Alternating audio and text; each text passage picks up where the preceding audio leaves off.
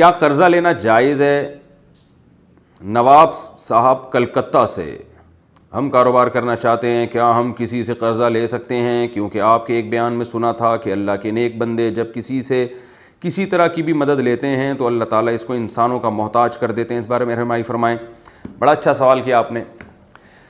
دیکھیں، ہر وہ کام جس میں آپ دوسروں کے احسان تلے دب جائیں یہ اسلام میں پسندیدہ نہیں ہے۔ اللہ کا احسان بس لینا چاہیے۔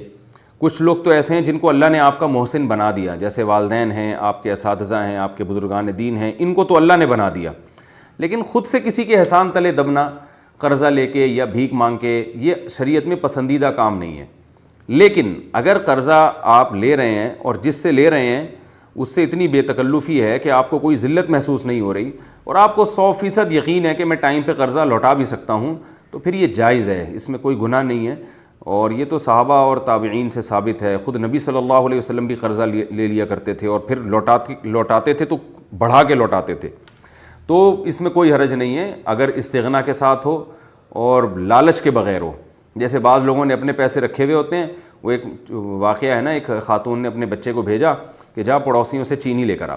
وہ بچہ گیا، پڑوسیوں سے کہا کہ امی کہہ رہی ہیں چینی دے دو، اس نے صلواتیں سنائی، بولے چل دفعہ یہاں سے، ہماری چینی کیا تمہارے لیے؟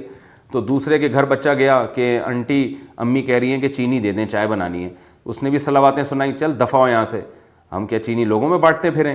پھر وہ تیسرے گھر گیا بچہ، تو سب گھروں سے مایوس ہو کے ماں کے پاس آیا، کوئی بھی نہیں دے رہا، تو ماں نے کہا کمبخت کیسے کنجوس لوگ ہیں، کوئی بھی تعاون کرنے کے لیے تیار نہیں ہے، چل جا اپنا ڈبہ کھول، وہاں سے چینی نکال اور چائے بنا۔ تو بعض لوگ اپنے پیسے انویسٹ نہیں کر رہے ہوتے، سانپ بن کے بیٹھے ہوئے ہوتے ہیں، اس میں رسک لینے کے لیے تیار نہیں ہیں، دوسروں کا پیسہ لے کے کاروبار میں لگا رہے ہوتے ہیں کہ ڈوبیں تو ان کے ڈوبیں، اور قرضہ دینے میں پھر جان جو ہے نا وہ جو ہے نا ایک مصیبت میں ڈال دیتے ہیں۔ تو یہ لالچی قسم کے جو لوگ ہیں ان کے ساتھ اللہ کی مدد نہیں ہوتی۔ لیکن اگر آپ کو بڑی انویسٹمنٹ چاہیے اور آپ کو پتہ ہے کہ انشاءاللہ آپ وقت پہ لازمی واپس لوٹا دیں گے، اور جس سے مانگ رہے ہیں وہ بھی آپ کا بے تکلف دوست ہے، تو پھر مانگنے میں کوئی حرج نہیں ہے۔ ہاں، بعض لوگوں کو اللہ نے ایسا توکل دیا ہے کہ وہ پھر بھی نہیں مانگتے، وہ اعلیٰ درجہ ہے، وہ کہتے ہیں یار جتنا جیب میں ہے بس اسی پر اکتفا کرو، کیا ضرورت ہے لوگوں سے مانگنے کی، اور اگر لوگوں سے مانگ بھی رہے ہیں تو ان کو پروفٹ میں شریک کر دیں، اور اگر پروفٹ میں شریک نہیں کرتے تو پھر نبی کی جو سنت ہے کہ قرضہ جب لیتے تھے تو واپس بڑھا کے لوٹایا کرتے تھے، یہ نبی کی سنت پر عمل کریں۔ یہ سود جب بنتا ہے جب پہلے سے ایگریمنٹ ہو، اگر ایگریمنٹ نہیں ہے تو پھر قرضے کو بڑھا کے لوٹانا یہ ثواب ہے۔